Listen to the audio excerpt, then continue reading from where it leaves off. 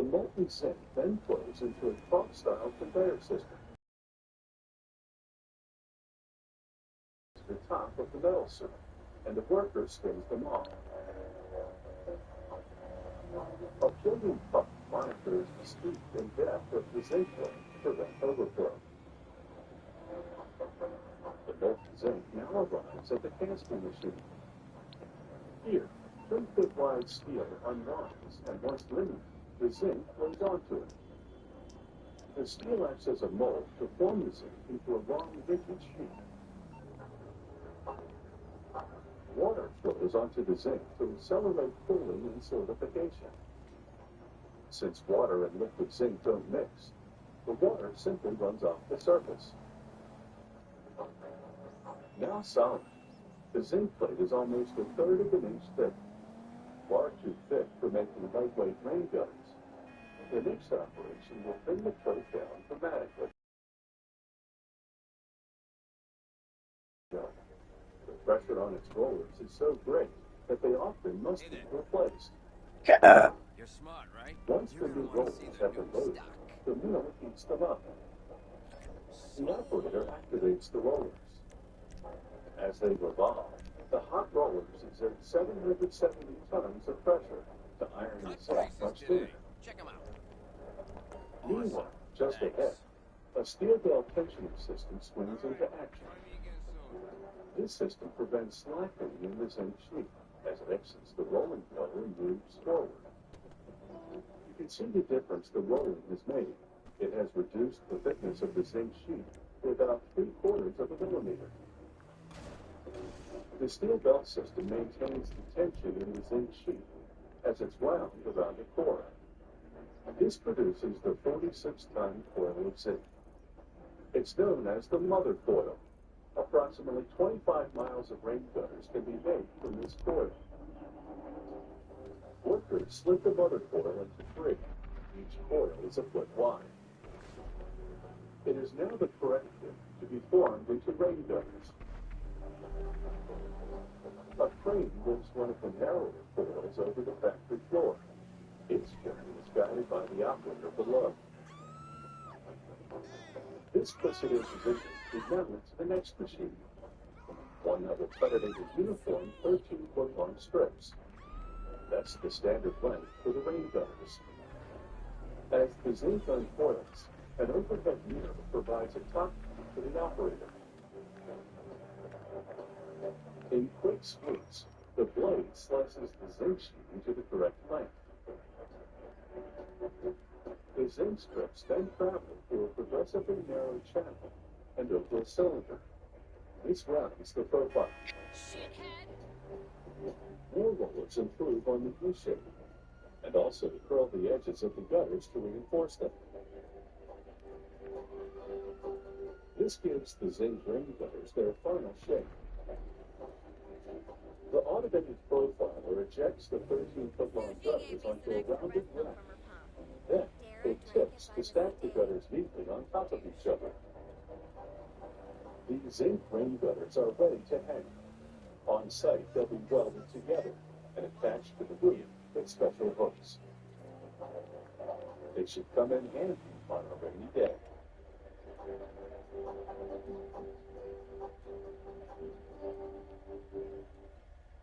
This season of Captain Crunch, you're not going to want to miss a second of the last.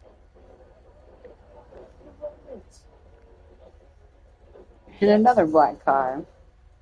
And the best part, when it's all discovered, you'll miss out on all the drama. We promise. So go ahead, look at that. See the bullet shoes from the trailers on that yacht. But it's only happening right here this spring, and he was big fat. So get it already.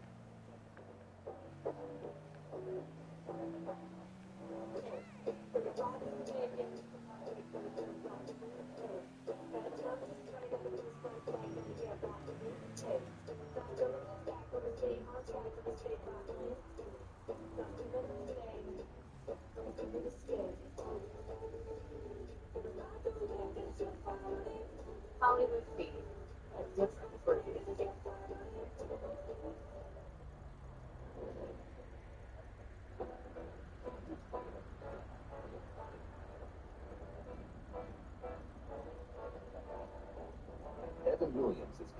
Kentucky's first distiller. But at the end of the day, you're only as good as your last glass. Evan Williams, their bourbon Buchanan's. Hey, what's up? It's 50 Cent. Watch out on 50 Cent action. This what you gotta do. What's next? Something big and bold.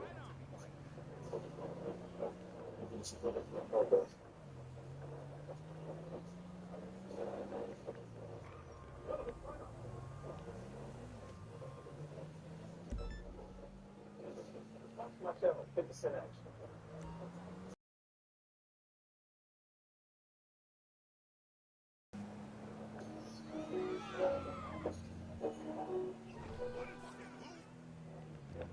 The French Basque Country is culturally quite distinct from the rest of France. Located in the southwest bordering Spain, the region is known, among other things, for its ham, which is salted and air cured in the old tradition, passed down through generations of Basque farmers. There are several types of tradition of Basque ham. This one, called quintela, is marbled with fat and has a deep, strong, fruity flavor.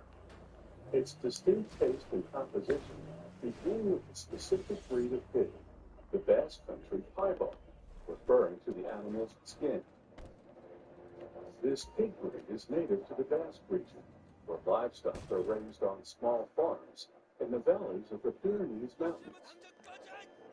Unlike commercially farmed animals, the female pigs have small litters of 6 to 9 piglets, which grow up roaming and grazing along the vast mountainsides on an average of 2 acres of land for 30 piglets. As a result of this free-range rearing, the pigs grow more slowly and become heavier than commercially farmed pigs. Once the animals reach a weight of about 330 pounds, which usually takes a year to 15 months, they go to the slaughterhouse. Each carcass is stamped with an identification number. Traditional ham is made from the hind legs. After tapping the leg, a worker places it in a machine, which brings the quintela symbol into the flesh. Then, another worker sprays dry salt on the exposed portion. The salt comes from Sailly de Bayard, a saltwater spring in a basin bordered by the Pyrenees Mountains, the Adour River, and the Atlantic Ocean. Workers leave the salted ham in a cold damp room for 1 day for every 2 pounds, typically about 15 days per ham. The salt preserves the meat. Next, the ham undergoes a first dry curing. It hangs on a stainless steel rack in a temperature and humidity-controlled room for 7 months. When the ham comes out of the room, it has lost about 20%.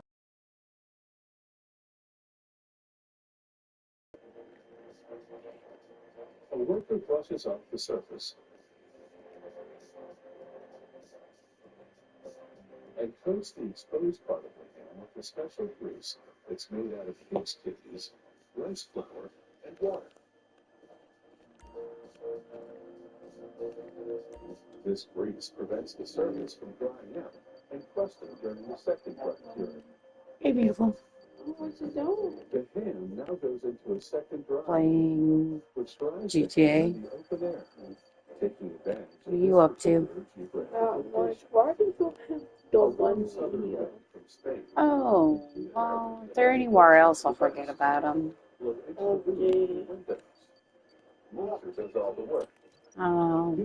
I don't think we're going back to the store this month or next month, so I'm not sure why we would want that. Rather than stainless steel rack. That's because the wood absorbs excess. Hope that car I took is still out there. If the air gets too dry. The answer is no. Its flavor concentrates.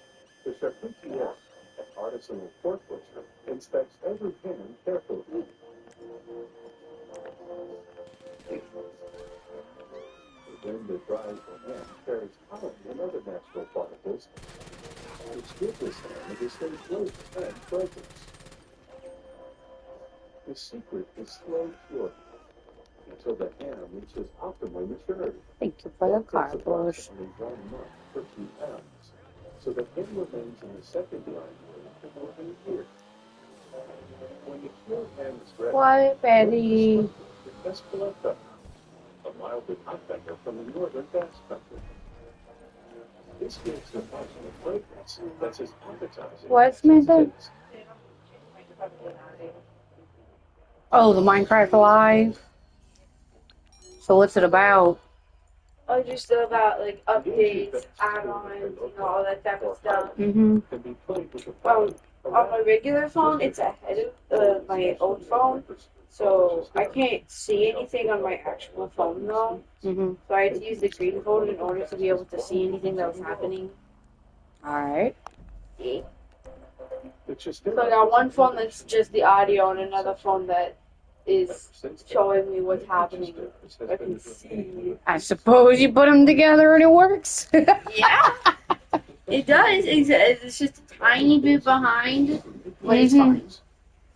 So it's like watching a dub over. I want it. I won't even give Betty. I'm not supposed to be over there. Better you put some in the birdie. Yay.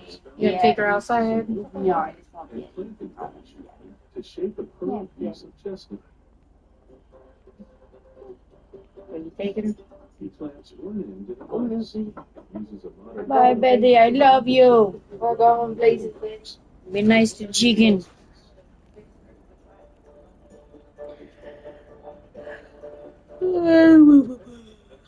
Oh, I still need to go up the worst.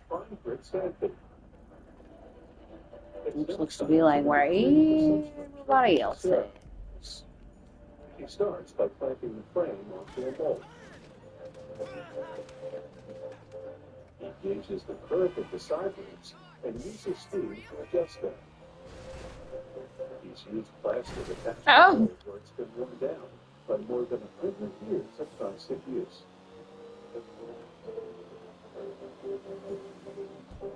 Then he moves on to the bottom ribs, which he carefully shapes and trims to length. Each chistera is completely bespoke, that is, made to order for the individual pelota players. This means each chistera will differ slightly to meet the needs of its owner. That's why the artisan must take care to ensure all the dimensions are correct. He attaches lengths of elastic strapping to the mold to hold the ribs in place as he works. Ribs give a chistera its shape, but they're not strong enough by themselves. They need to be woven with wicker made from willow bark wood. The artisan prepares the wicker with tools designed to shape it down to the required dimensions. He then turns the chistera over to his uncle, a specialist in wicker wood. There are 2 different sizes of chistera. For a small one, it takes a specialist roughly 9 hours to weave. For a big one like this, it takes about 14 hours. In the game of pelota, the small hard ball travels at incredible speeds. In fact, the Guinness Book of World Records reports a pelota ball clocked at 188 miles per hour. Speeds like that could cause some serious damage.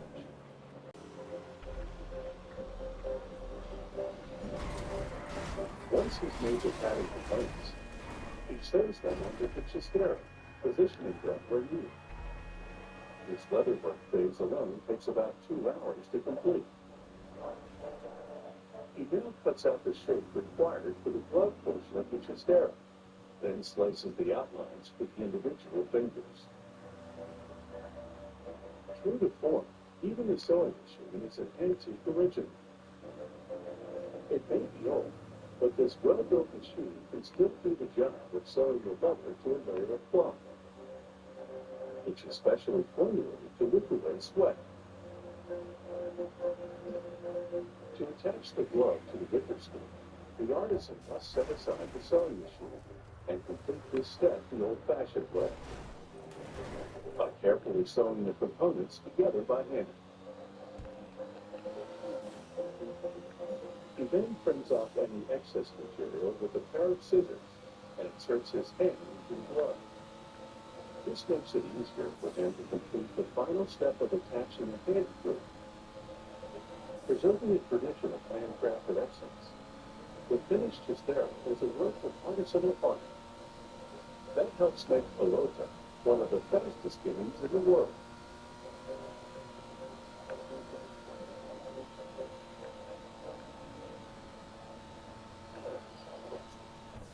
I've got this old bike I got to receive right here. Like for you to beat it with a better deal on the slipped up model. You got that. Verizon does. Bringing you instant skids and mobile phone for a better deal. High school's Verizon. Georgia Junior fed up. They weren't finding enough having to replace their brakes there. But they went to AutoZone, where a friendly AutoZoner could find a deal at the right price.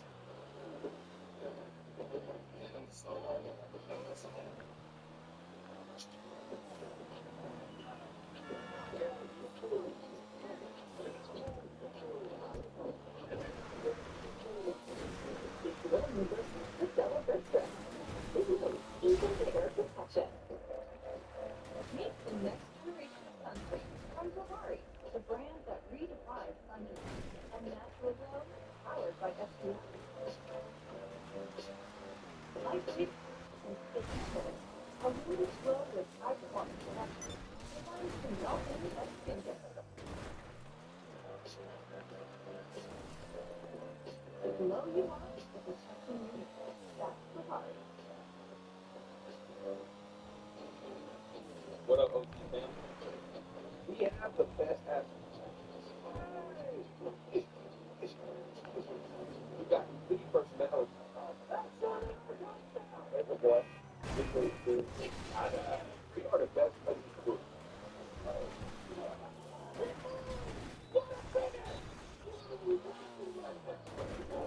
Overtime TV channel on Roku.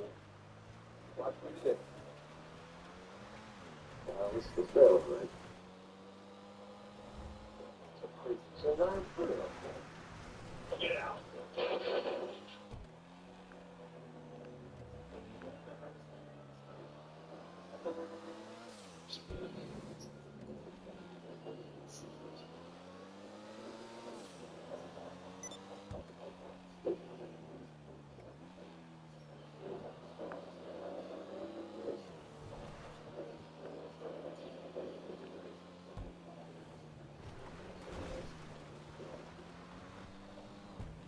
Today on How It's Made.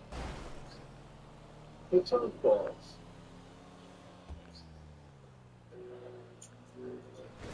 Biologic medicines. Asphalt pavers. And vast espadrilles.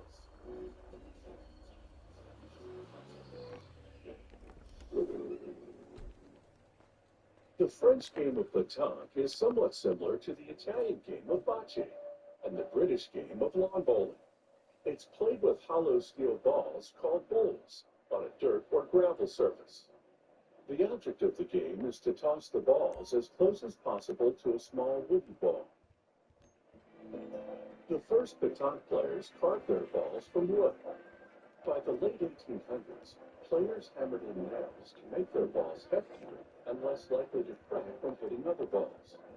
Then came brass balls, and later the hollow steel balls used today.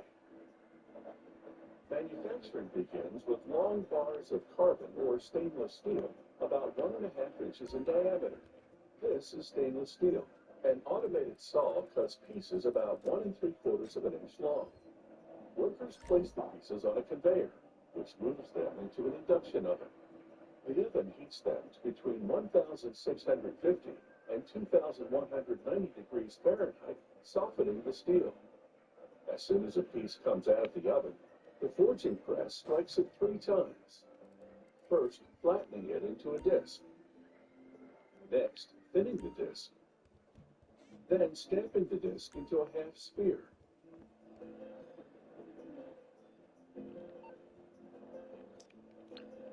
workers mill the forged half-sphere on a lathe to refine the shape, and to create a gap they later fill with metal wire, when they weld this half to another half to form the ball.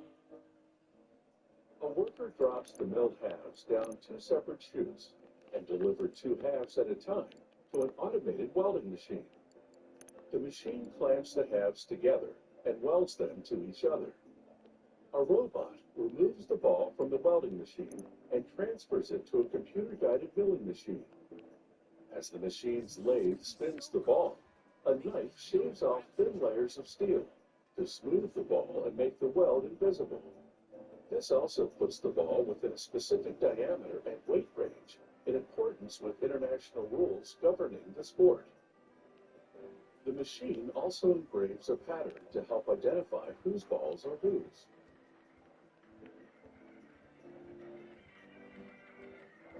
International pétanque rules require a ball to have 4 items engraved into its surface: the brand name, the pattern name, the weight of the ball, and the serial number for the set to which it belongs.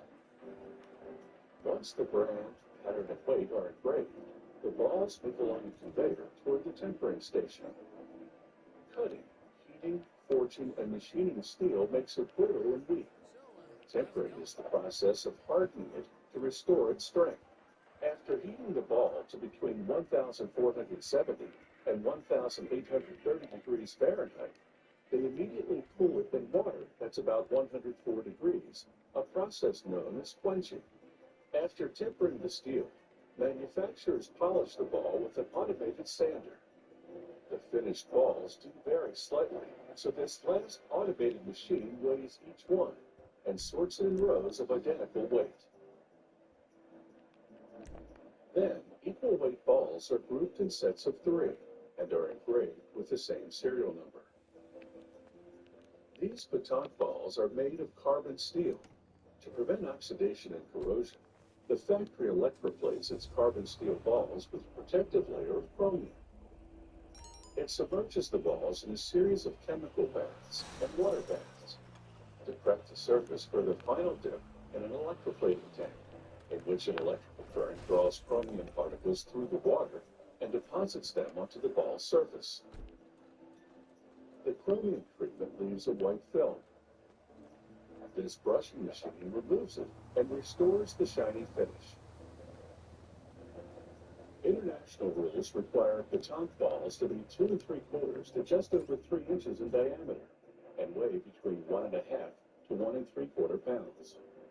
The retail box contains 3 identical balls engraved with the same serial number, along with the wood target ball, a cleaning cloth, and a warranty card. The goal of the game is to toss the balls as close as possible to the target ball, while knocking the opponent's balls away from it, and the player's feet must remain planted inside a small circle when tossing. You can play pétanque indoors in a venue known as a bulladrome or bull bar, or you can play outdoors, anywhere there's a patch of relatively flat ground.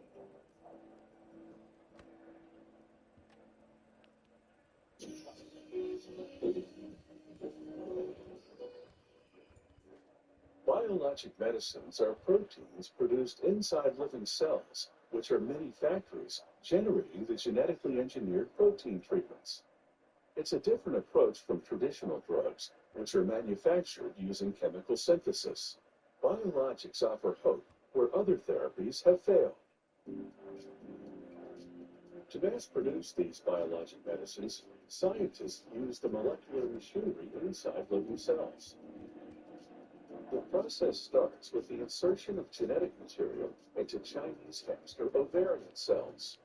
They're known as CHO cells. They keep them frozen in liquid nitrogen until the next step. In the seed lab, a technician thaws the cells in warm water. He transfers them to a glass flask that contains growth media. The growth media is comprised of hundreds of nutrients, including vitamins and minerals. It's a recipe to help the cells multiply. A worker transfers the flask that contains the cells to the production side of the plant. The team injects the mixture into a 5-gallon capacity bioreactor. Inside, a propeller agitates the mixture to stimulate growth.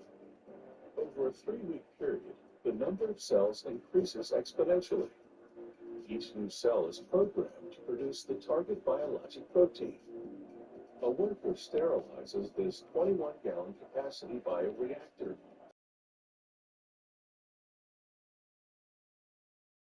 In the bioreactor, the cells multiply substantially. Over several weeks, the team transfers the cells to progressively larger bioreactors. The cells grow until there are trillions, each producing the target protein. Next, a technician measures salts and other dry ingredients. He's preparing a recipe for purifying the protein liquid once it's been separated from the cells. He labels the bag and records the information separately, as required by government regulations. He adds the ingredients to purified water in a mixing tank. The automated system keeps tabs on the condition of the purification solution. After separating cellular material from the protein mixture, the team pumps it through steel and glass columns. Here, the purification solution works with resin beads to separate the protein from the impurities. The purified protein is stored in steel tanks at -4 degrees Fahrenheit. It keeps the biologic medicine in a stable state. Meanwhile, in the quality control lab, a technician injects a sample into glass capsules. She places the capsules into a robotic analytical instrument. This sophisticated equipment measures the potency and purity of the biologic medicine. Once the biologic medicine passes the tests, they prepare glass vials to receive it. That means an intensive cleaning. The automated system loads the vials into individual slots, and sprayers rinse them. The system then transports the vials through a heat tunnel and sterilizes them to remove any potentially harmful toxins. Moving through an isolated sterile zone, the vials funnel into a fill station. Nozzles dispense a specific dose of biologic medicine into the vials. Here, plungers insert stoppers in the vials. A camera then takes a picture, and a computer instantly analyzes it to confirm that the stoppers have been correctly installed. The system then caps the stoppers to completely seal them from contaminants. This machinery hygienically fills and caps over 100 vials per minute. A worker visually inspects each vial. He carefully swirls the contents as he looks for impurities. If he sees any, the vial of medicine will be rejected. Finally, this technician takes a sample and conducts a test to ensure the medicine is sterile. Grown in living cells, these biologic medicines are now on their way to potentially making a difference in people's lives.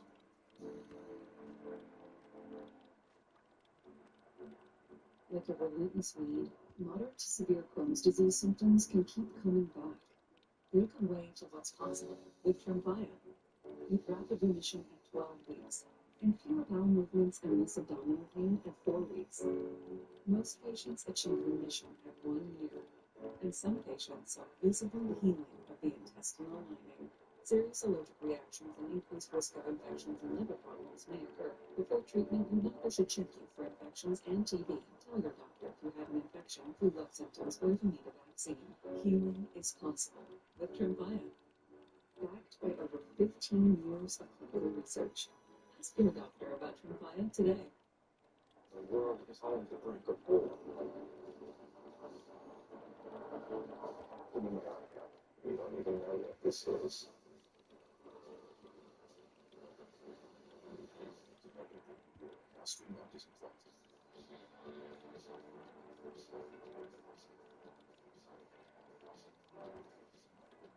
Wait, there's a pizza inside me? Nice. M&M's. More fun together. Gross. Hey.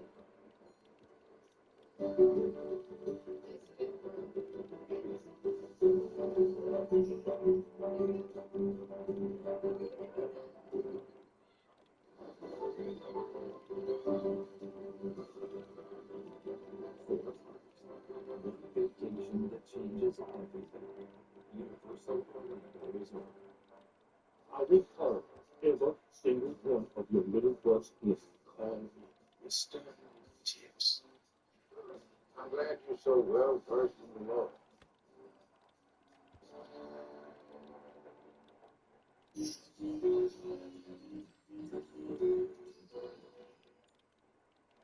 The development of the asphalt paver in the early part of the 20th century changed the way roads were built.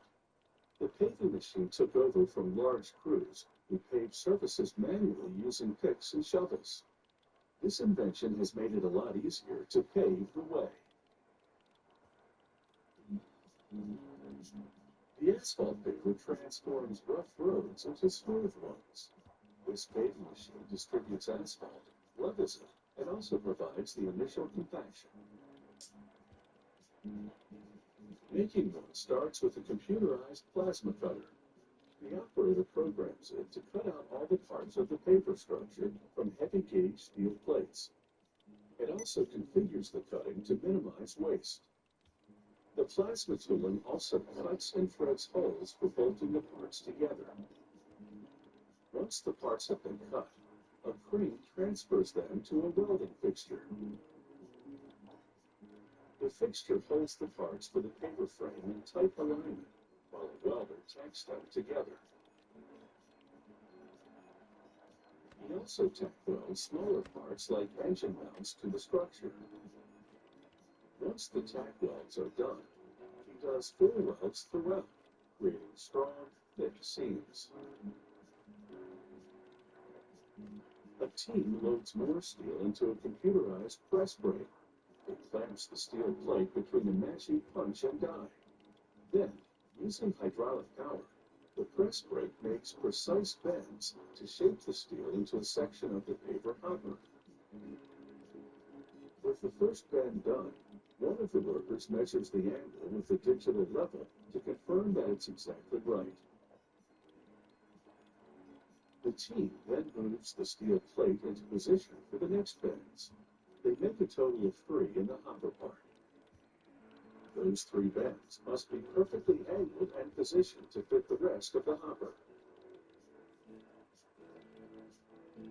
It's why precision is critical.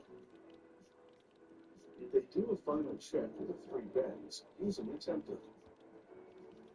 Next, a welder joins a side panel to the hopper part with the 3 bends. These 2 parts form the left side of the hopper. After an acid wash, it's into the paint booth to coat the steel with an epoxy primer and urethane paint.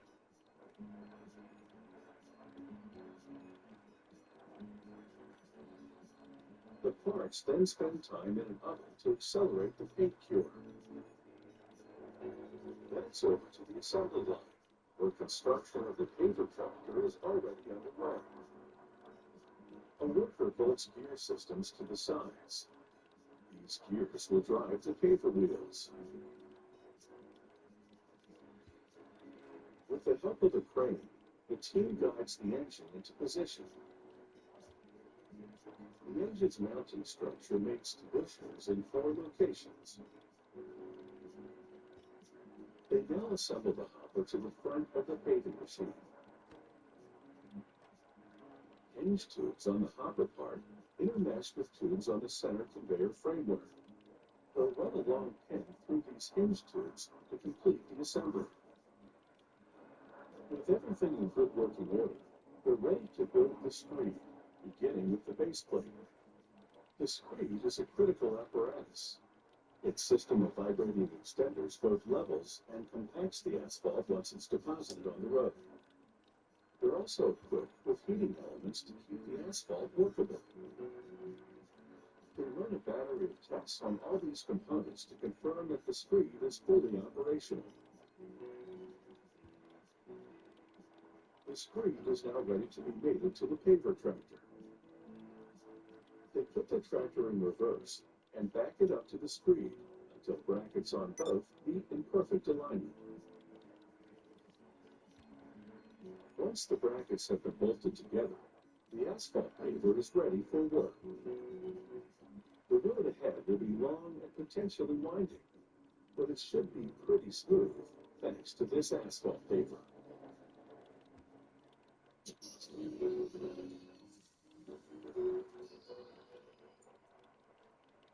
Espadrilles have been a popular style of casual footwear for decades now, yet most people likely don't know the origin of this comfortable cloth shoe.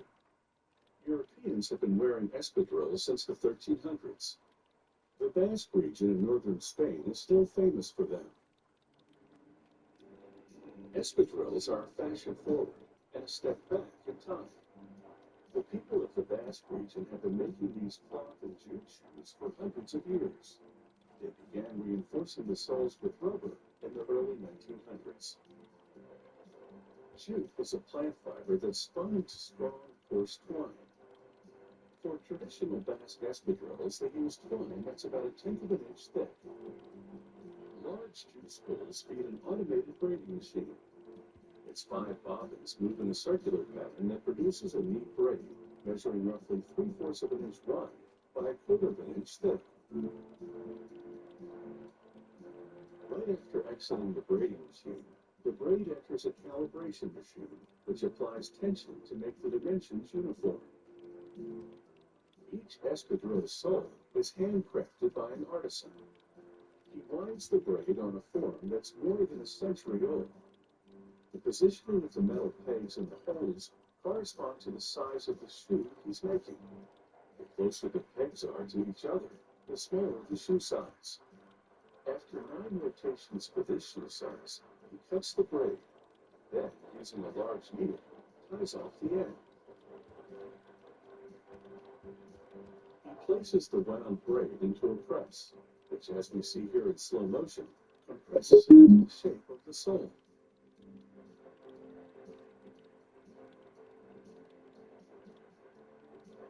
In real time, this step takes just a couple of seconds. Then he picks up the sole with a comb and feeds it into an automated sewing machine.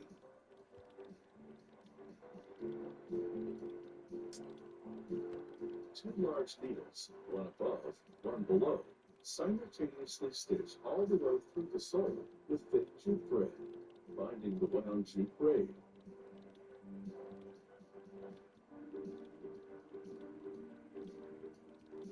This machine sews more than 100 pairs of soles per hour.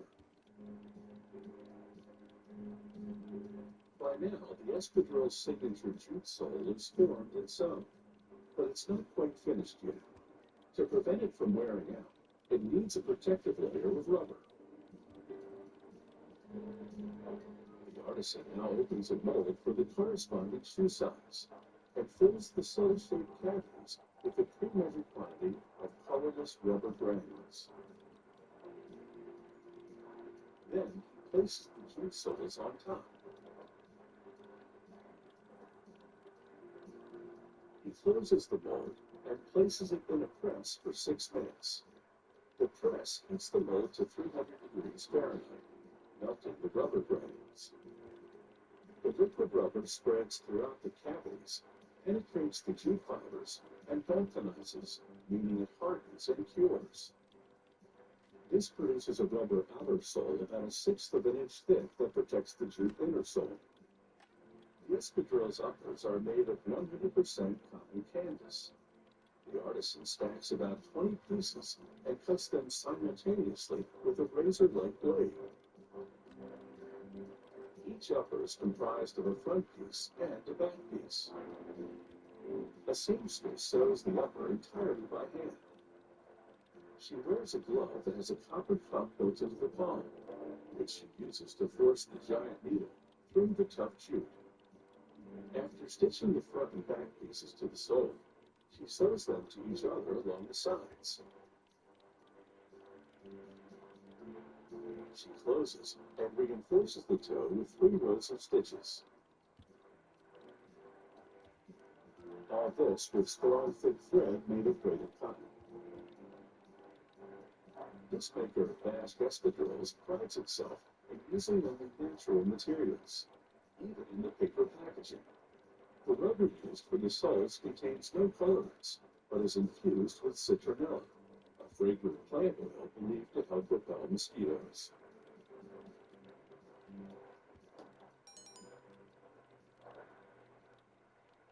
We all want a bra that smooths, lifts, and makes us look good in our clothes.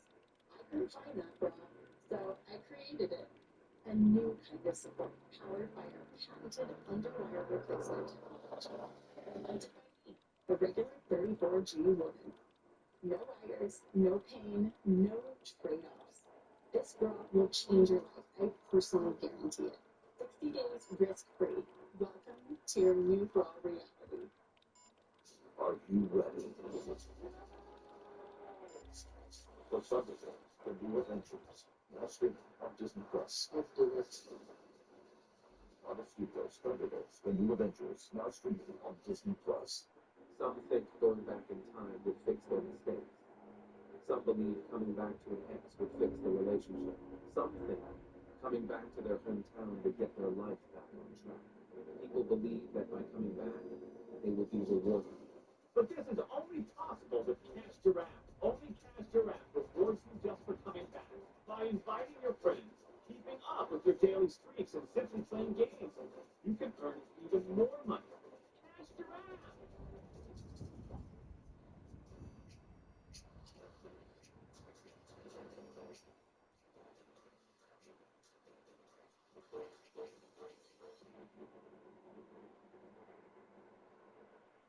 Can you just get ready to the point or something? Do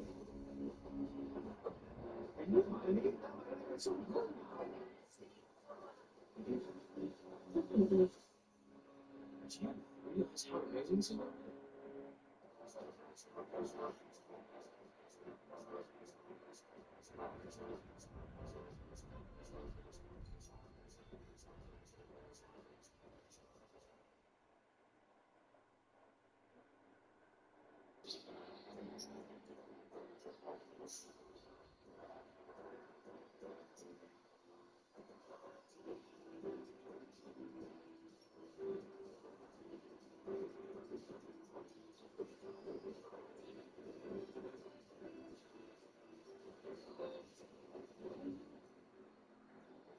Today on How It's Made.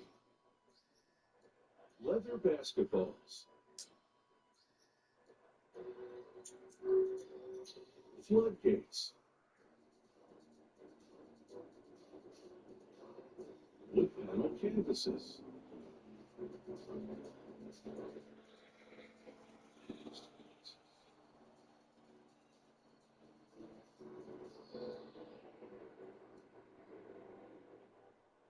In the early days of basketball, players used a soccer ball to play the game.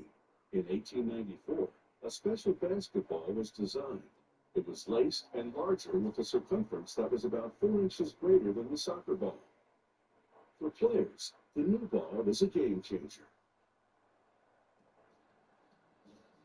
Basketballs have evolved, but one manufacturer still makes them the old-fashioned way. These laced brown leather balls honor the beginnings of the game.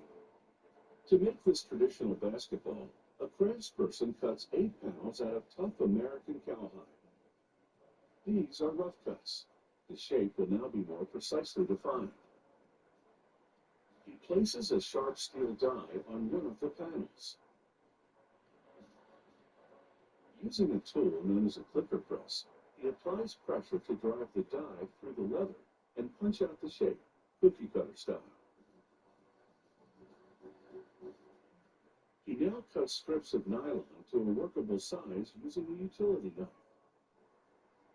The craftsperson then stacks up a dozen of the nylon strips. Using the clipper press and same die, he cuts out patterns. Because nylon is softer than leather, he can punch out many more at once. He places one of the nylon patterns on the underside of a leather one and stitches them together. The nylon backing stabilizes the leather, preventing stretching. He now punches lace holes and I'm uses still the here. nylon-padded leather panel. Using a template, the craftsperson locates the spot for an air valve hole and nicks it with the sharp tool. With a hammer to cut out the air valve hole. He clamps a stamp with a company logo in a heated press.